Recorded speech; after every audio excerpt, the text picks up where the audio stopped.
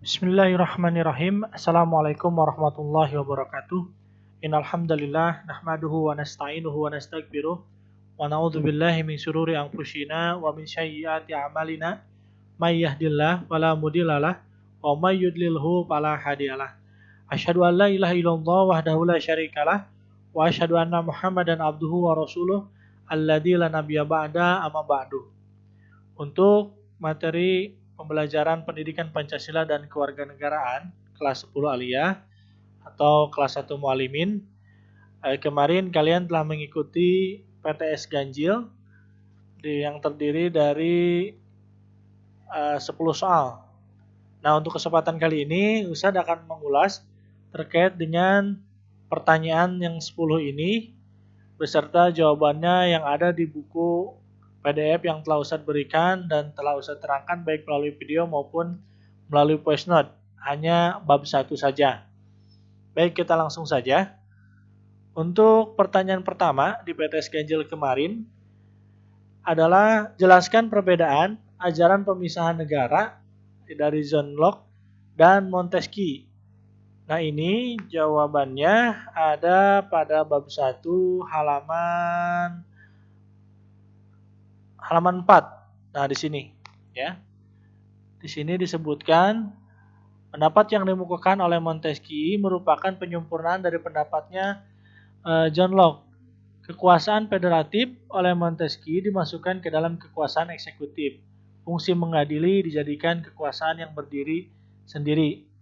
Nah, seperti itu. Itu jawaban untuk nomor 1. Lalu kemudian nomor 2-nya, apa yang Anda ketahui tentang pembagian kekuasaan secara horizontal? Ini ada pada halaman 6. Nah, ini ya. Pembagian kekuasaan secara horizontal. Pembagian kekuasaan secara horizontal yaitu pembagian kekuasaan menurut fungsi lembaga-lembaga tertentu atau legislatif, eksekutif, dan yudikatif. Nah, itu jawaban untuk nomor 2. Baik, langsung saja kita lanjut kepada nomor 3. Apa yang dimaksud pembagian kekuasaan secara vertikal? Nah, ini pun masih ada di buku ini. Itu ada di halaman 8. Pembagian kekuasaan secara vertikal merupakan pembagian kekuasaan berdasarkan tingkatannya, yaitu pembagian kekuasaan antara beberapa tingkatan pemerintahan. Nah, dalam undang-undang di Indonesia itu adalah terdiri dari beberapa daerah provinsi, ya. Pemerintah Republik Indonesia itu terdiri dari daerah provinsi, dan daerah provinsi itu dibagi atas kabupaten dan kota. Nah, seperti itu. Itu jawaban untuk nomor 3. Kemudian nomor 4, sebutkan 6 jenis kekuasaan negara dalam pembagian kekuasaan secara horizontal. Mari kita lihat lagi di buku untuk nomor 4. Ini ada pada halaman, nah ini ya, halaman 6.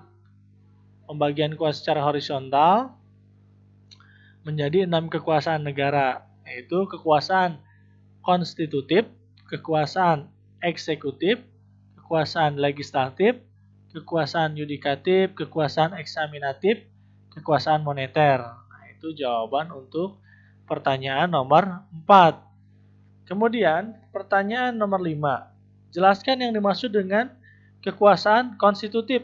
Nah, ini ada tadi di halaman, masih di halaman ini, halaman 6 ya. Nah, kekuasaan konstitutif itu yaitu kekuasaan untuk mengubah dan menetapkan undang-undang dasar. Nah, seperti itu. Itu jawaban untuk nomor 5.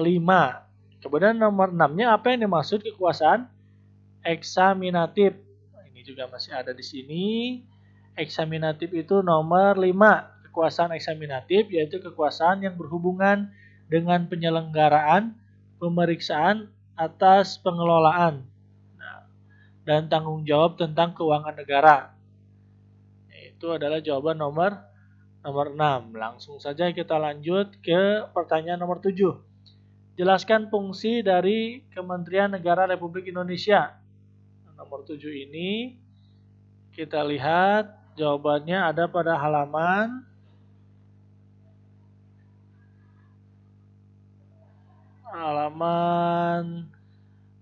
13 ya.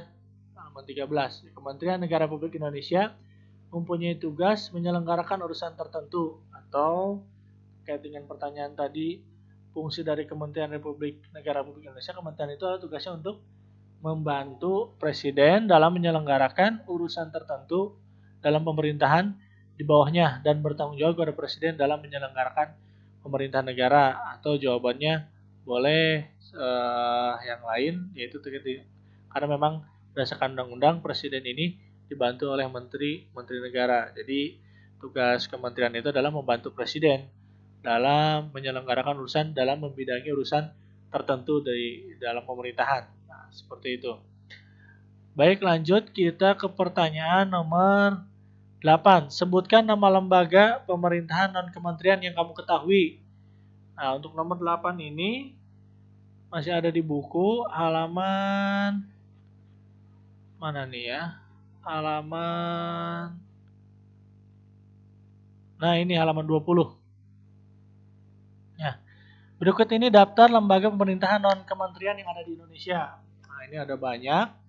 Mungkin yang sering kalian dengar yaitu BIN ya, nomor 3, Badan Intelijen Negara. Kemarin pun di jawaban kalian banyak tentang yang menjawab BIN. Lalu kemudian ada BMKG. Nah, ini yang sering memberitakan tentang kondisi alam, gempa dan sebagainya. Lalu ada BNN, Badan Narkotika Nasional.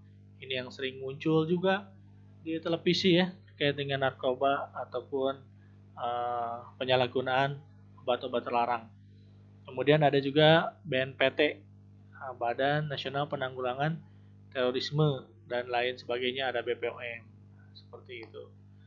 Lanjut saja kita ke pertanyaan nomor 9.